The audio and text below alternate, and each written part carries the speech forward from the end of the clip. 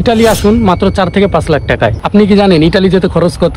Italy যেতে originally genuine খরচ 4 থেকে 5 লাখ টাকা, কিন্তু দালালেরা 18 থেকে 20 লাখ টাকা দাবি করে থাকে। এই 18 থেকে 20 লাখ টাকা দাবি করার পিছনে কারণটা কি আসুন জেনে নিই এই ভিডিও থেকে।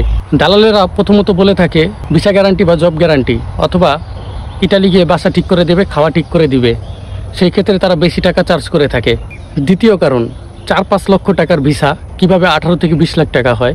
প্রথমত দালালরা এক দালাল কখনোই ইটালির ভিসা বের করতে পারে না। তাদের বিভিন্ন এজেন্সি চেঞ্জ হয়, যেমন এক দালাল থেকে আরেক দালাল, আরেক দালাল থেকে আরেক দালাল, এভাবে করতে করতে টাকা খেতে খেতে একটা সময় যে 18 থেকে 20 লাখ টাকায় দাঁড়ায়। এ কারণে তারা ভিসা চার্জ 18 থেকে 20 লাখ টাকা করে থাকে। তৃতীয় কারণ, অনেকেই আসলে এম্বাসি প্রসেস জানে না। দালালরা ভয় দেখায় নিজে নিজে করতে গেলে পারবেন না, এই সমস্যা হবে, ওই সমস্যা হবে।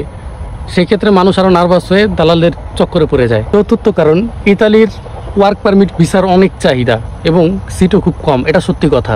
দালালরা প্রায় সময় বলে যে আমরা সিট, কোটার যে সিটটা, ওয়ার্ক পারমিট ভিসার যে একটা কোটা আছে, কোটার যে সিটটা সেটা তারা নিয়ে দিবে, মানে গ্যারান্টি সহকারে তারা বলে যে তারা নিয়ে দিবে।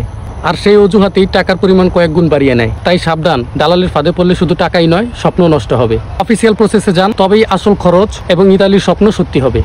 ধন্যবাদ সবাইকে।